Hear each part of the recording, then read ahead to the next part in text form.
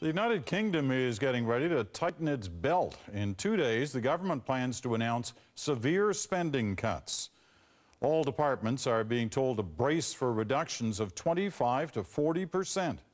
The deficit this year is 155 billion British pounds. That's about 250 billion Canadian dollars. It's also a record. The UK's deficit is 11% of its GDP this year. As a comparison, Canada's deficit is 2.8% of its GDP. The government's looking for 86 billion pounds in savings over the next 4 years. Scientific research is among the items on the chopping block, and the scientific community in the UK is worried that cuts will prompt a brain drain of top scientists to other countries. But sometimes the UK's loss can be Canada's gain. Here's the CBC's Susan Ormiston with a star scientist planning to make his home in Canada. Grant applications, 1997. Adrian Owen is a science superstar, one of the UK's top 50. That's my thesis, 20 years old. He specializes in brain injury at Cambridge University. But after 15 years, he's moving to Canada, lured by a prestigious research chair at the University of Western Ontario. Canada's decided to invest in science. In my case, it's decided to invest in neuroscience. And I am going to a place that is going to support the work that I do. Ooh, it's a nice brain. Brains are his passion, that and tennis. Why tennis? When you move your arms around, you produce activity in the premotor cortex. It's an area of your brain that we know is involved in preparing to move. We're going to try and get you to imagine playing a game of tennis while you're lying in the scanner. Owen has used an MRI to scan dozens of healthy volunteers like me. Okay, here we go. Here's the exciting part. He's used the same test with people thought to be unconscious or in a vegetative state, often after serious brain trauma. All right, Susan, so we're now going to start the task. When you hear the word respond, we want you to imagine playing tennis in your head, okay? Okay, Susan, respond.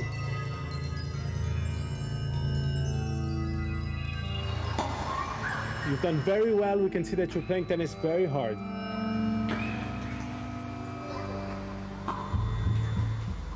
We're looking for activity, particularly in this region here. If Martin moves the brain up, you'll see it at the top of her brain. There it is there. This band of activity. We see this in every person that imagines playing tennis. And that's how we know that she's conscious. When Owen's team scanned the so-called vegetative patients, 4 could do the same thing. Visualize playing tennis. One woman in particular showed remarkably the same results as someone like myself.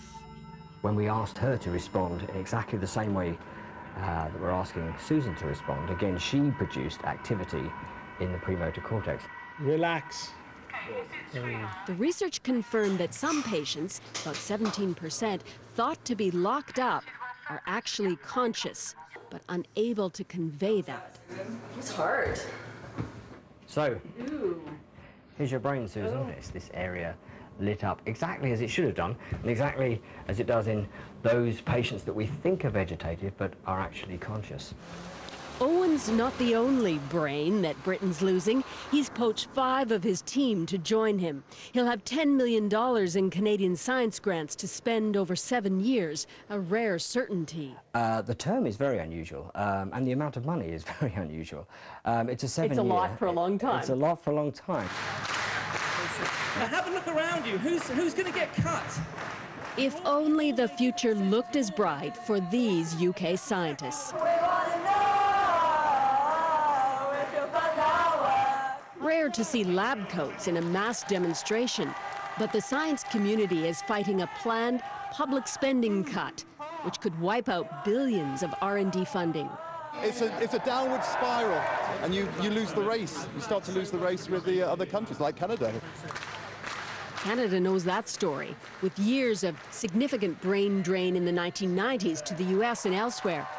Britain's now feeling that pinch. And I believe that science is our only hope for the future of our economy. This is the worst possible time to be thinking about cutting science. With a decision on cuts days away, the scientists left their labs to hand carry a petition with 33,000 signatures right to the Prime Minister's doorstep. Their message to David Cameron is consider this country's history of science excellence. All those Nobel Prize winners for one. Don't chip away at R&D, they argue. It's the future. Cut somewhere else. The thing I worry about most is that people, the public, think of science and scientists as people in white coats that have test tubes, and maybe think, well, we could do without that for a few years. That would be a good way to save money. And it isn't. So, part of his future research, now in Canada, maybe an EEG-like cap for patients thought to be unconscious.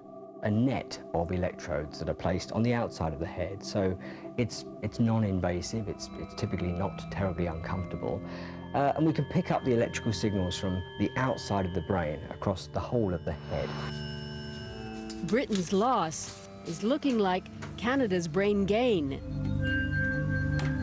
Susan Ormiston, CBC News, Cambridge.